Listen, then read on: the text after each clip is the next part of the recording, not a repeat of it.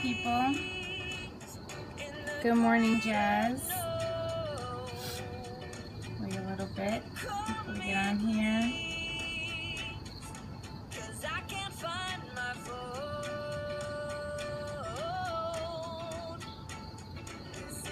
Alright, let's get started since I gotta get to work. Alright. Good morning, Breezy. Thanks for showing up. Appreciate that.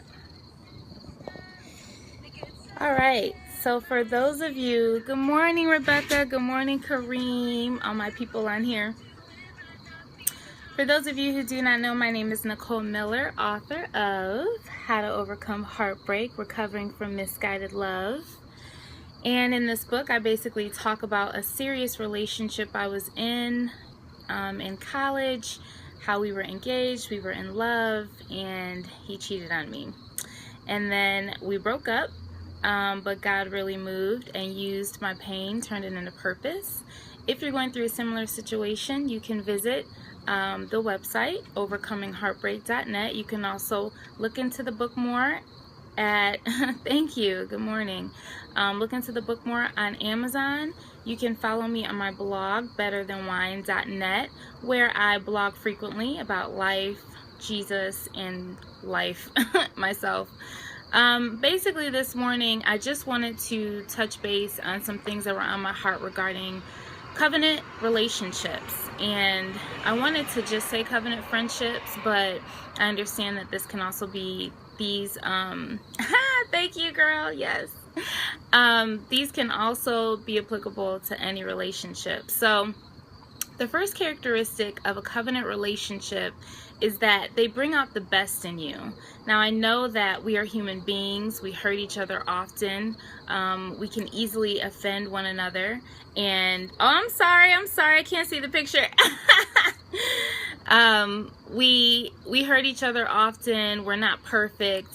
But what's awesome is when you have people in your life who you have covenant relationships with, ultimately, they will bring out the best version of you. Even if it takes some time to bear with one another, over time, you will be a better person because of them. It's not taking away from who you are. It's not belittling who you are. Hopefully, you know, you're growing in understanding health and toxicity and all of that jazz. And so you're becoming a better person. Thank you. You're just full of compliments this morning. The next characteristic is they will endure with you through a variety of circumstances, because we never know what life is going to bring. We never know what's in us that's going to come out that isn't too cool. What's great is that the word says that a friend will love you like a brother, will sit closer to a brother than a brother. And that's one of the characteristics I appreciate in my friendships, is that they will endure with you through a variety of circumstances. I've had deaths in my family. I've had a lot of different losses, and each time, or traumatic events, or difficult choices to make, or transitions. Thank you, Rebecca. I was struggling with that. A friend loves at all times. And I think there's one about a brother. Maybe you could find that for me. Them being like a brother, or closer than a brother. I don't know. But I've had different life circumstances that were really difficult, and yet I can look back and see, wow, my friends were always there supporting me. Okay. They were always there. So I was never alone. I always had that support system. The third characteristic of covenant relationships is that they will teach you more about yourself, God, and life. And thank you, Breezy. They will teach you more about yourself, God, and life. And that kind of goes hand in hand with them bringing out your best, because the best version of you will have more knowledge, understanding, and ways of functioning in agreement with God. So the more that you learn about who you truly are, apart from your mistakes and flaws, the more closer you are to becoming the best and truest version of you.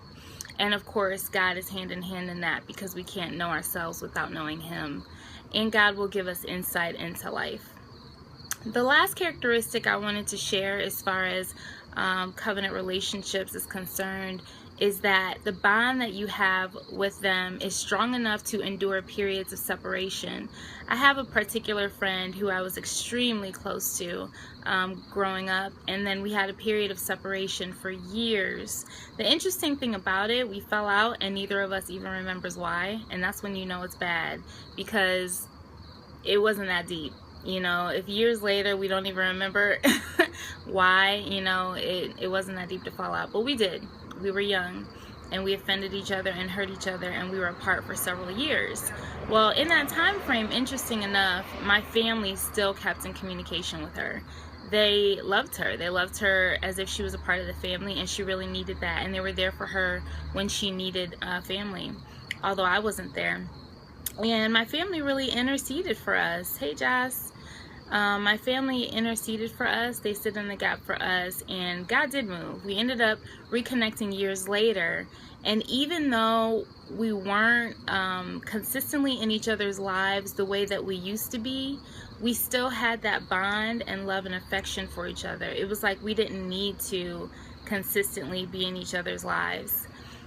So that was a huge testimony in my life to see God work in that way and say, wow, this person is still my sister regardless of the period of separation, regardless of us offending each other.